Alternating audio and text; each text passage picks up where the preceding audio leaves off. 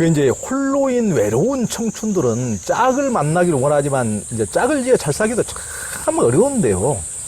그 연애할 때는 죽고 못 살던 사람들이 왜 부부가 되어서는 못 살겠다고 그렇게 아우성일까요? 그것은 우리가 해외여행을 해보면 사람의 감춰진 본성이 많이 드러나요. 한국에서는 콜라 아니라 더 비싼 음료수도 친구들한테 사주던 사람이 콜라 한 병으로 틈이 생길 수도 있고, 또 서로가 쫀쫀한 무리로 격화시키면서 귀국해서도 그런 어색한 관계를 유지하는 경우가 많더라고요. 그건 왜 그러느냐. 한국에서는 있는 곳간에서 퍼주고 나눠주기 때문에 인색하지 않아요. 한국에서는. 그러나 이제 외국에 가보면 1달러라도 써 도와주는 거야. 이런 사람 찾을 수가 없죠. 그러다 보니까 자기 스스로가 돈에 대한 소중함도 알게 되고 달러에 대해서도 씀씀이가 좀 인색해지고 그러는데, 어려운 일이 부딪혀 보면은 저 사람이 내 진정한 친구인지 도반인지 그 본색이 드러나는 경우가 많잖아요. 그렇죠. 그러니까 한 방향으로 연애하던 시절이나 이런 때는 사귐의 초기에는 오감이 다 방향이 같아져요. 나 짜장면 먹고 싶은데 나는 실제로 다른 걸 먹고 싶지만은 가능하면은 함께 가는 게 좋고, 또 내가 약간 양보하는 미덕을 보임으로 해서 내 도량을 돋보일 수도 있으니까, 연애하고 처음 사귐을 할 때는 오감이 방향이 같아요. 그게 이제 억지인데, 꾸미는 건데도 오감이 좋을 수밖에 없고, 감동을 하고 감격을 하고 그렇죠. 왜냐면 끊임없이 배려하니까 서로가. 그런데 이제 내 사정권, 내 울타리 안에 들어왔다고 생각을 하면 더 이상은 믿기가 필요 없는 거죠. 그렇죠? 사정권 밖에 있을 때는 그런 게 필요했지만은 그러다 보니까 사소한, 심지어는 치약을 부부가 짜는 데 있어서도 저한테 신앙상담한 사람을 통해서 알게 됐는데, 왜 문틈 가운데서부터 짜냐. 아이들이 보도 물자 아까운 줄 모르는 교육적으로도 이게 문제가 있다. 내가 이거 치약 하나 가지고 쫀쫀하게 하는 게 아니다. 그러니까 아이들 교육상이라도 제일 끝에 꽁무니서부터 짜고, 그 다음에는 그것을 빨래집게라도 좀 집어넣고, 이게 치약 몇 푼 하지 않지만은 자녀 교육도 당신은 왜 생활에서 깨우치도록 못하느냐. 또 남자는 내 직장 생활을 하다 보면은 시간적으로 급할 때도 많아. 당신처럼 쫀쫀쫀쫀하게 하면 내가 직장 그만두리? 가운데 짠들 어디라도 그 치약이 밖으로 다름질 친 것도 아니고, 그러니까 좀 내가 좀 당신하고 살기가 좀 힘들어지고 팍팍하고, 그러다 보면은 다 기찻길처럼 빗나가게 되죠. 모든 것이. 그리고 제가 이렇게 아파보면 신도들이 아이고 우리 스님 아프셨는데 잣죽이라도 쏘 오든지 그러면 아이고 잣죽이라도 쏘 오셔야 할 텐데, 또 아이고, 우리 스님 몸이 많이 젖으셨는데, 아이고, 메라스라도 하나 받거든, 사오든지. 아니에요. 그러니까, 어설픈 신도들이 와서 나를 그냥 알뜰히 살뜰히 챙기는 것 같지만, 나는 더 아파요. 아무 존재도 없어. 사오든지 뭐든 여기 입으로만 립서비스 하기 위해서, 아이고, 뭐 어쩌고 하는데, 부부 생활도 그러리라고 봅니다. 혼자 있을 때는 때로는 포기할 건 포기해요. 또 혼자 있을 때는 자기 능력을 과대평가하지 않고 정직하게 잣대로 재요. 그러니까 내가 부족한 것도 알게 되고 내가 넘치는 부분도 알게 되고 그래서 이제 자아만족하는 거죠. 그랬는데 또 한 사람은 나 아닌 내가 한 이불을 덮게 되면은 매사가 내가 끼는 방구도 하루에 10번, 20번도 낄 수 있지만은 아내가 나를 조금은 가볍게 보는 것 같다. 생리적으로 한두 번 끼는 건 모르지만은 저렇게 대놓고 빵빵 낀다는 것은 아니, 평범하지만 저것도 상당히 문제가 있다. 이런 식으로 혼자 있을 때보다 둘이 있을 때 보면 기대하기 때문에 그래요. 그렇죠. 예. 상대에 기대해주고 내가 너한테 이만큼 했으면 너도 답례로 이 정도는 해야지 하는 그런 비교하는 못된 버릇이 있다 보니까 혼자 있을 때 유로면 견딜 수 있지만 둘이 있을 때 막 삭풍이 몰아치는 듯한 그런 그 거리감을 어떤 보살은 뭐라고 한 줄 알아요? 우리 남편은 그냥 보기만 해도 피곤하대. 그리고 우리 남편이 가만히 있으면 쓰겠는데 맨바 되면 그것이 그냥 독화살이야. 걸려요. 그러니까 사람은 아내나 남편이나 친구나 도반이나 누구도 다 사실은 남은 확실히 타인은 타인이에요. 네. 그러니까 타인임을 명확히 알고 이제 서로 존중할 줄 알아야 되는데 그 자기 자식한테는 그렇게까지 기대를 안 하면서 배우자한테는 과도한 기대를 많이 하죠. 기대를 하다 보니까 늘 그런 게 나오는 것 같습니다. 스님께서 예리하게 참 그리고 더군다나 이렇게 혼자 계실 때는 스님도 이렇게 깊은 산골에 이렇게 혼자 암자에 사시지만은 산골이 아닌 도시에서 같이 살면서 마음이 안 맞아가지고 서로 그러면은 이 산골의 외로움은 유도 안 되는 더 큰 사풍이 몰아치는 외로움이 된다는 게. 아니, 근데 사람들이 스님 유럽잔에 세우는데 제가 이런 것은요, 상대 같지 않는 사람이 와서 말 걸고 시간을 뺏으려고 하면 그게 더 유롭습니다. 아하. 예, 혼자, 아이고, 제발 저런 사람들이라면 나 혼자 있는 것이 행복해요. 아하. 예. 예. 그래요. 참 그게 중요한 것 같습니다. 옆에서 하나 얘기해. 비가 억수로 오는데 여기 오다 보니까 비가 억수로 오는 여름인데 종각 밑에 남자 둘이 있어요. 구두도 신고 여기 신사복도 있고. 근데 내가 배고픈 건 알거든요. 보니까 시장 온 것 같아.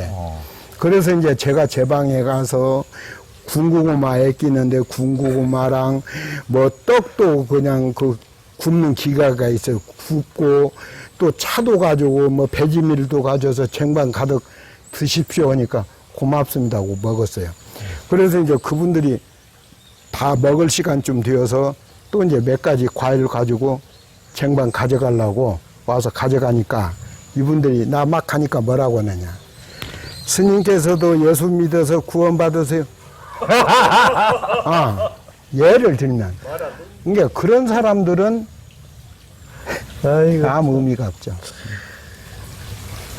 그러니까 이게 저번에도 종각 얘기했는데 종각은 진짜 법당 바로 여기는 이게 남자가 좁디 좁아가지고 이건 좁아. 바로 뭐 서로발 이게 종각 밑에서 이게 뭐 삼겹살 구워 먹고 이게 뭐 저번에도 그런 얘기 해가지고 난리 피웠는데 그래도 기독교인들도 요즘에 보니까 옛날하고 달리 양식이 많이 생겼다 보니까 왜냐면은 저번에 종각 밑에 삼겹살 구워 먹었다는 그걸, 그게, 저한테 위심적이 나오고 나서, 나도 기독교인인데, 그런 것은, 그 말이 되느냐고 그런 댓글들이 너무 많이 달려가지고, 야, 인간 세계는 세상에서 여하튼 양식 있는 분들이 많구나. 기독교인들도 다 그런 분들만 있는 것은 아니고, 당연히. 양식 있는 분들이 훨씬 많구나라는 것을 제가 요즘 많이 느끼고 있습니다. 아이고, 고맙습니다.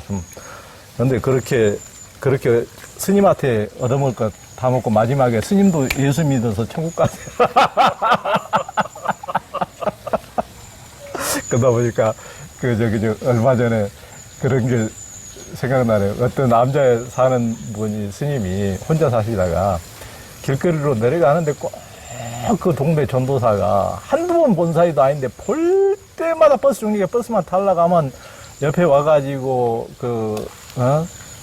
예수 믿고 천국 가라고 또 그런 우상숭배 하지 말고 예수 믿고 천국 가라고 그렇게 하도 그래서 이제 가는 거 막 이렇게 끌어잡고까지 이렇게 하니까 이제 이분이 이제 참다 못해가지고 원래 태권도 고수래요, 고수. 근데 계속 이제 참고 웃고 이렇게 보냈는데 하도 그렇게 하니까 이렇게 이제 진짜 이제 태권도로 맛을 딱 보여주고 이제 그냥 아예 확 이제 모감지를 삐틀고 죽일 직전에 가니까 이제 하도 무서우니까 그 전도사가 나 좀 살려주세요 그러더라. 나 좀 살려주세요.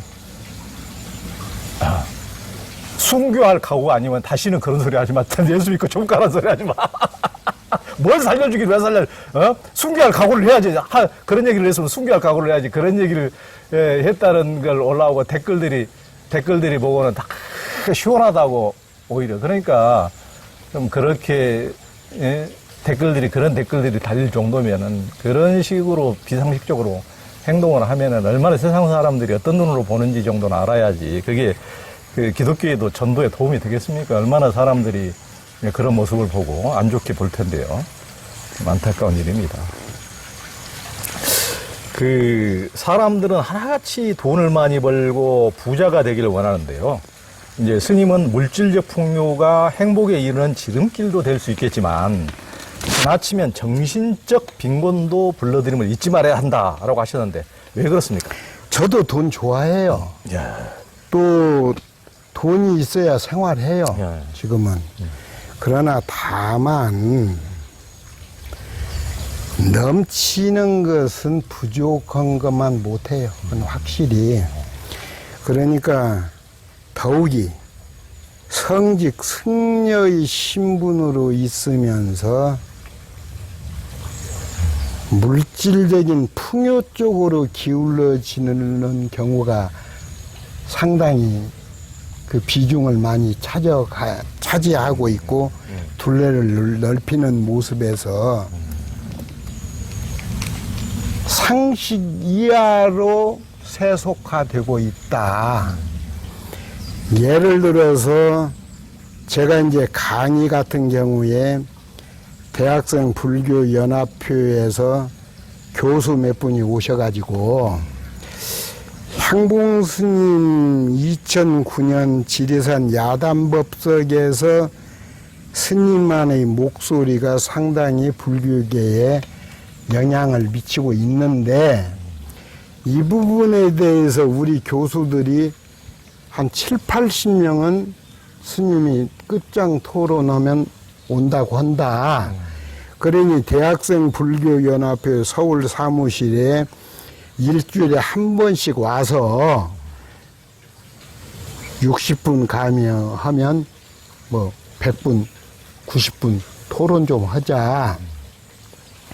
그때 제가 조건이 여러 가지가 있지만은 돈 받지 않겠다고 그랬어요. 네. 왜 그러느냐. 일주일에 한 번이면 3개월이면 숫자적으로 12번을 제가 가야 하는데 12번을 가면은 교수연합, 대학생 불교 교수연합회에서도 30만 원을 계산한다 하더라도 상당하잖아요. 또 그 이상이라면 더 그럴 거고. 근데 개운하게 내가 거의 강의를 2~3시간 토론까지 해도 교수님들이 예의상 국수 사줄게요. 비빔밥 사줄게요. 그러지 마라. 나는 떠날 때 사자하면서 주먹밥, 소금 주먹밥을 준비한다. 2덩이를 준비해서 내 차를 끌고 가면 고속 통행료도 있지만은 기름값도 만만치 않으니까 나는 대중교통을 타고 가서 전철 몇 번 바꿔 타는 것만 알려주면 내가 강의 시간 전에 도착하겠다. 끝나면 스님이 배고플 텐데 내가 준비한 소금밥 한 덩이가 남아 있으니까 내가 돌아올 때는 나머지 소금밥 덩어리로 내 시장길을 달래마 이랬거든요.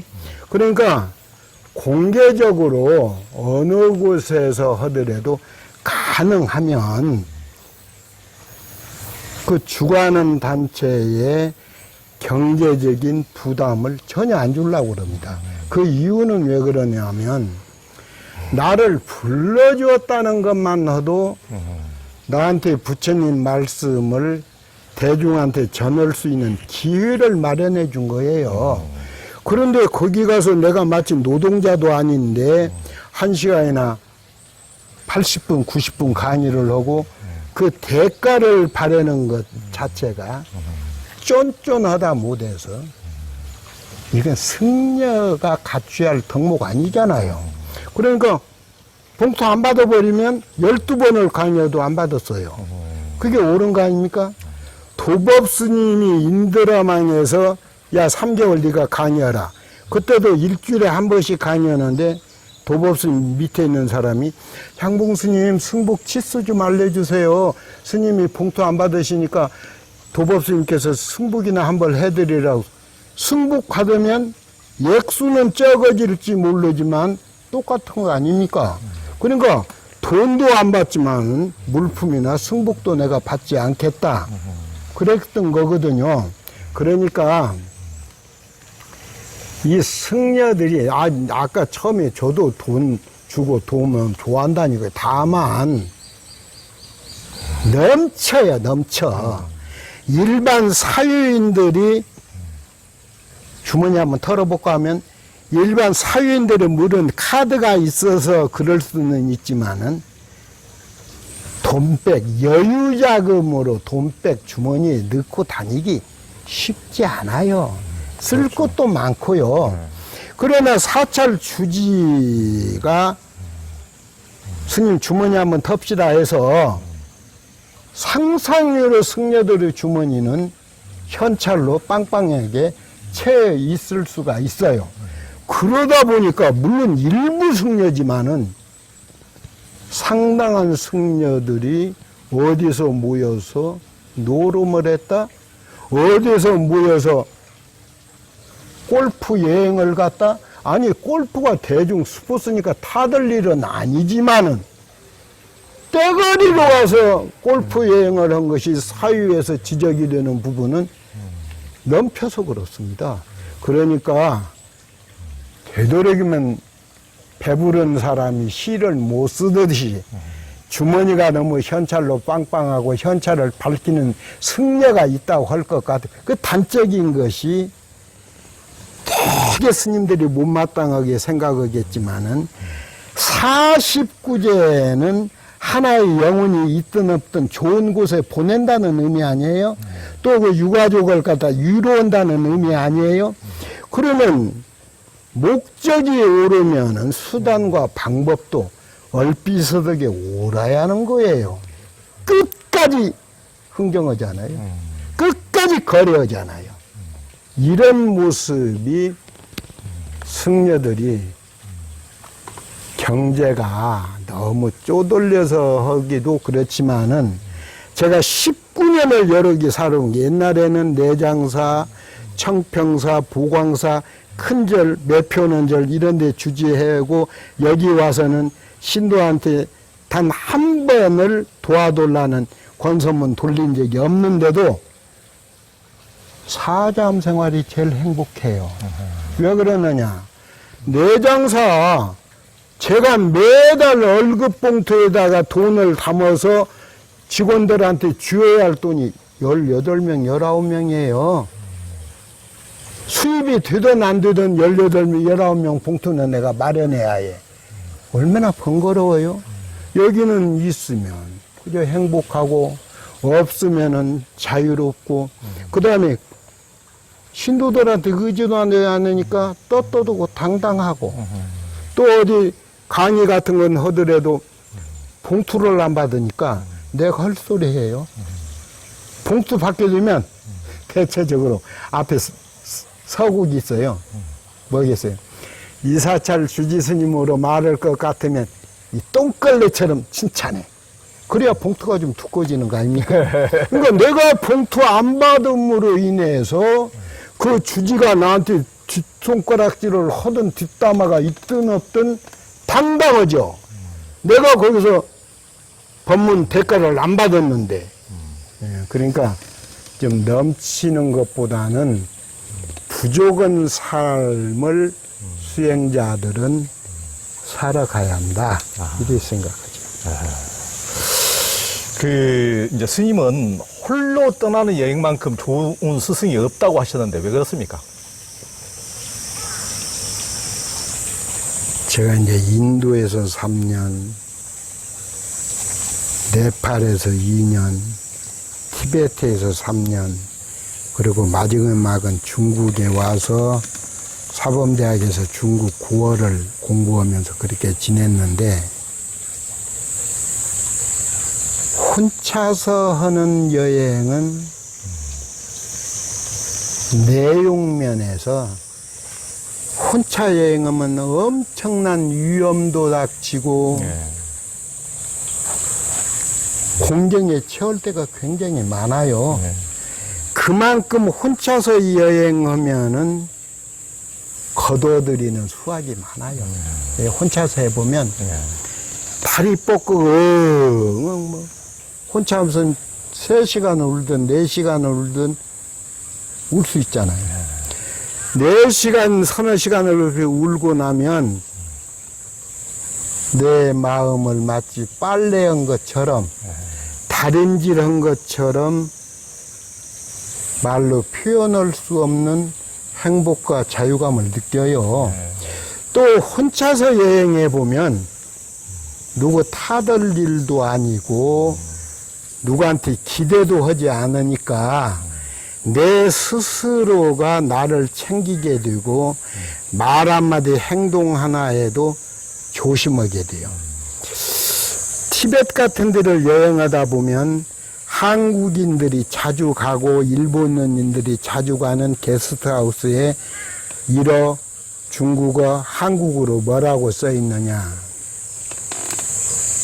우리 아들이 외아들이에요. 비행기로 가지 않고 군산에서 배로 중국의 청도로 갔는데 스촨성에는 성도에서도 전화가 왔어요. 그런데 티베트 비행기를 탄다고 티베트 비행기는 외국인은 돈 더 줘요.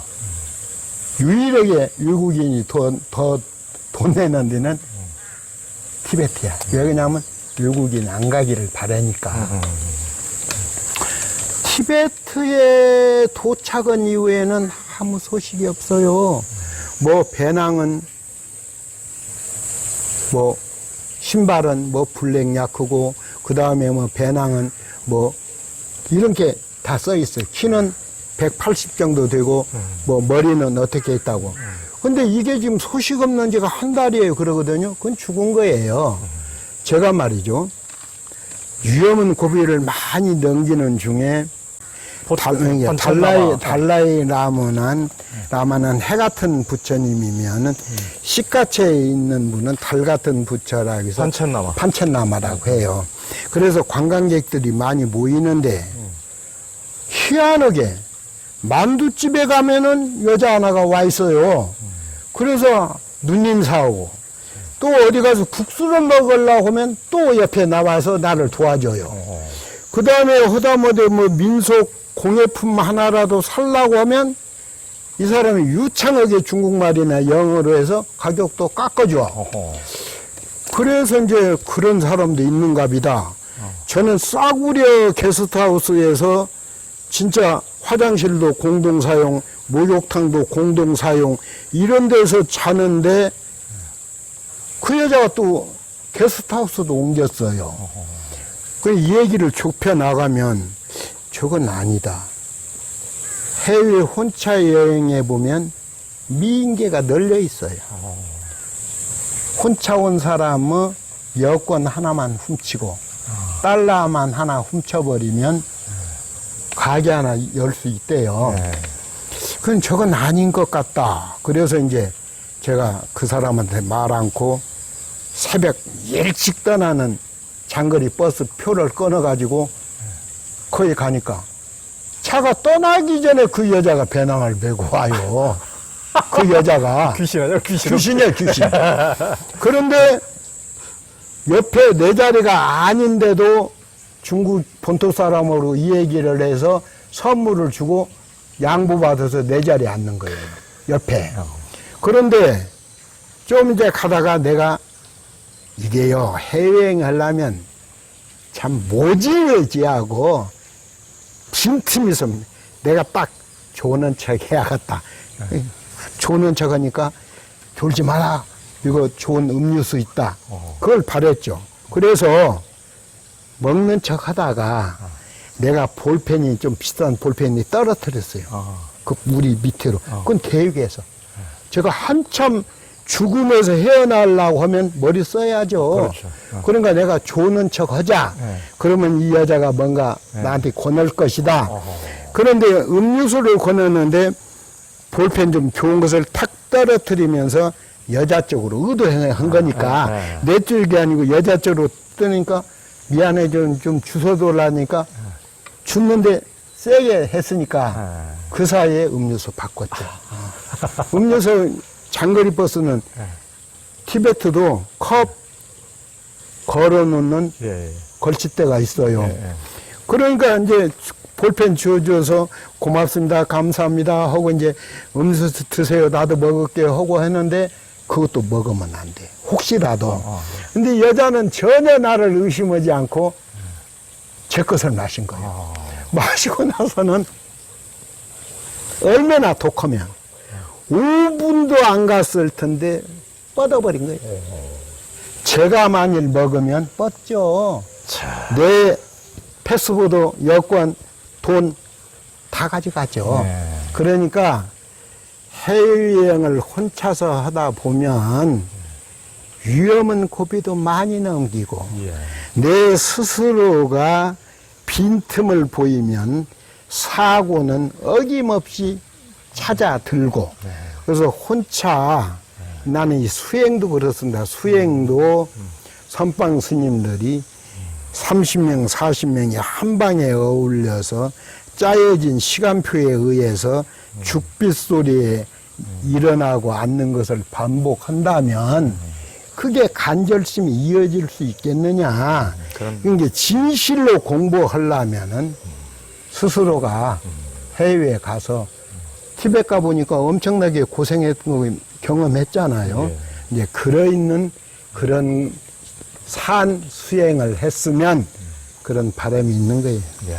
그러니까 스님 뭐 15년 동안이나 참 순례하셨다니까 상상할 수 없죠. 그러니까 저도 이제 뭐 인도, 티베트, 뭐 히말라야 많이 다녀봤지만은 이게 다른 분하고 같이 가는 것도 뭐 그런 고산이나 뭐 고지도 힘들기도 하지만은 그 강아지 한 마리라도 같이 가는 것하고 혼자 가는 것의 그 심리적으로 힘든 것은 천지 차이더라고요. 천지지. 그러니까 너무 힘들면은 야 강아지 한 마리라도 있으면은 외로움이 훨씬 덜어지는데 혼자 여행한다는 것은 진짜 정말 위험도 위험이지만은 그 마음의 그 외로움이 감당이 잘 안 되고 그 히말라야도 똑같이 다른 사람과 둘이 다녀보기도 하고 혼자 다녀봤는데 둘이 다닌 것은 거의 기억이 안 나는데 혼자 다니는 것은 날마다 모든 전경이 지금도 그대로 그 가슴에 딱 박혀 있어요. 굉장히 그게 깊이. 어떤 혼자 여행하면 여러 가지 의미에서 철들게 돼요. 네, 여러 가지. 그러니까 혼자 모든 것을 감당한다는 게 굉장히 그건 이게 남이 해준 밥 먹고 뭐 선방에서 이렇게 하는 것하고는 저는 진짜 큰 천지 차이죠. 그러니까 달라이라마께서 뭐 수행이 뭐 참선도 있고 연불도 있고 강경도 있고 뭐 여러 가지가 순례도 있고 다 있지만은 이제 뭐 다 그 나름대로 가치가 있고 좋은 수행이지만은 자기 생각에는 순례가 제일 큰 그 공부가 된다 이렇게 말씀하신 게 참 공감이 되더라고요. 맞아요. 예, 참.